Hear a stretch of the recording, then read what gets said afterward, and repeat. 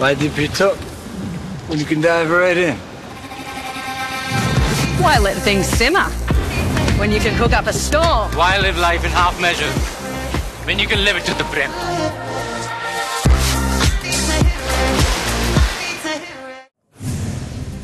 उद्योगपती गौतम अदानी आणि मुख्यमंत्री देवेंद्र फडणवीस यांची भेट. राज्यातील उद्योगांच्या विकासासंदर्भात दोघांमध्ये चर्चा.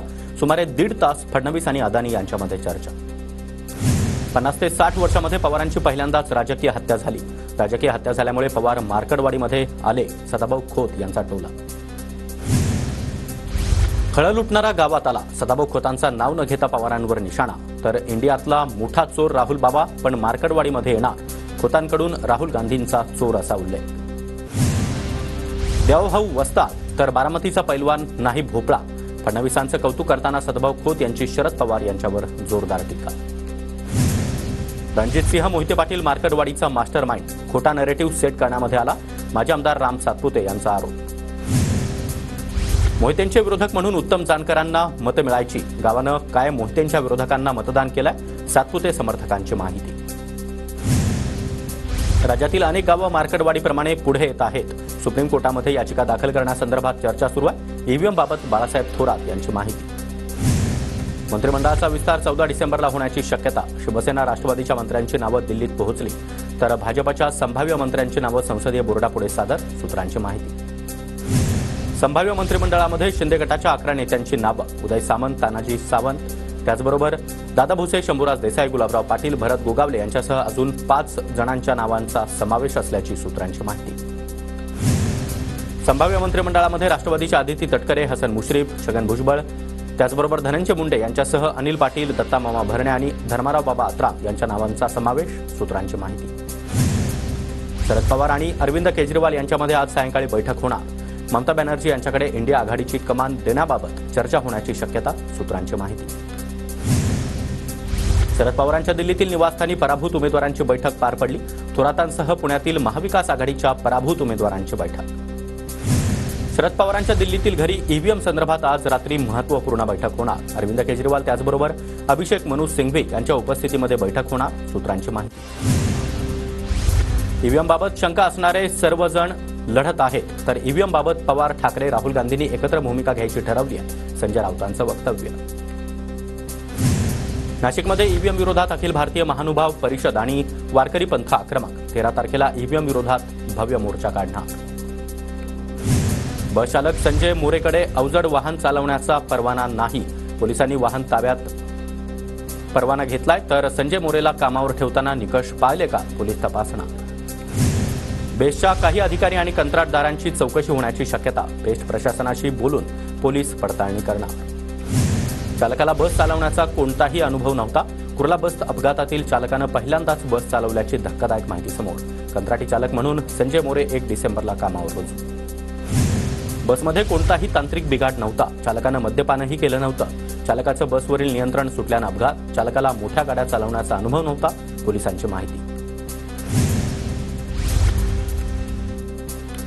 तर बेस्ट अपघातानंतर आज कुर्ला स्टेशन बाहेरील बस स्थानक बंद. कुठलाही अनुचित प्रकार घडू नये यासाठी खबरदारी. प्रवाशांना चालत किंवा रिक्षानं इच्छित स्थळी जावं लागणार. बेस्टचे स्वतःचे ड्रायव्हर नसतात, त्यामुळे अपघात घडत आहेत. बेस्टचे माजी अध्यक्ष अनिल कोकिळ यांची माहिती. इलेक्ट्रिक बस पूर्णपणे सुस्थितीत. बसमध्ये कुठलाही बिघाड नाही. इलेक्ट्रिक बस बनवणारी कंपनी आणि काही तज्ज्ञांचं मत. पोलिसांची बस बनवणारी कंपनी तसंच तज्ज्ञांसोबत चर्चा. फडणवीसांकडून मृतांच्या कुटुंबियांना 5 लाखांची मदत जाहीर. कुटुंबियांच्या दुःखामध्ये आम्ही सहभागी. जखमींच्या उपचाराचा खर्च पालिका आणि बेस्ट करणार. मुख्यमंत्री फडणवीसांचा ट्विट. घटनेची सखोल चौकशी केली जाईल. दोषी आढळणाऱ्यांवर कठोर कायदेशीर कारवाई केली जाणार. अजित पवार यांचं ट्विट. रामगिरी महाराजांकडून बांगलादेशातील मुस्लिमांचा भुक्कड असा उल्लेख. बांगलादेशामध्ये मंदिरं तोडली जात आहेत. हिंदूंवर होत असलेल्या अत्याचाराविरोधात आंदोलन. बांगलादेशातील हिंदूंवर होणाऱ्या अत्याचाराच्या निषेधार्थ लासलगावमध्ये मूक मोर्चा. हिंदू संघटना आक्रमक. बांगलादेशमध्ये हिंदूंवर होणाऱ्या अत्याचाराविरोधात आज बीडच्या परळीमध्ये बंदची हाक. सकाळी हिंदू बांधवांनी तहसील कार्यालयावर मोर्चा काढला. कोणताही अनुचित प्रकार घडू नये यासाठी पोलीस बंदोबस्त तैनात.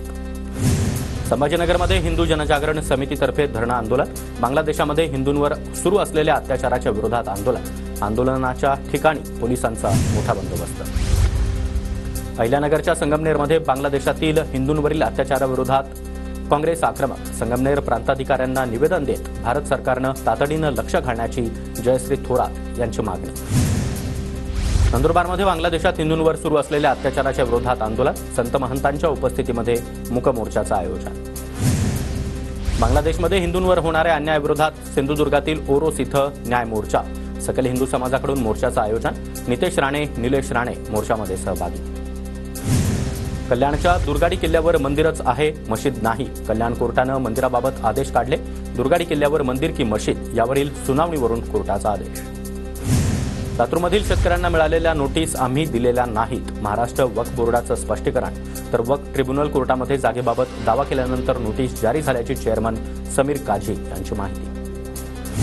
महाराष्ट्राचे माजी राज्यपाल आणि कर्नाटकचे माजी मुख्यमंत्री एस.एम. कृष्णा यांचं निधन. फडणवीसांकडून एस.एम. कृष्णा यांना भावपूर्ण श्रद्धांजली.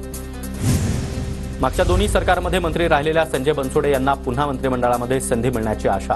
सामाजिक न्याय विभागाचे मंत्रिपद मिळावं यासाठी बनसोडेंचे प्रयत्न.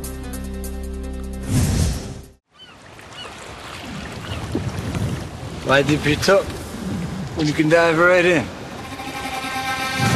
Why let things simmer when you can cook up a storm? Why live life in half measure when you can live it to the brim?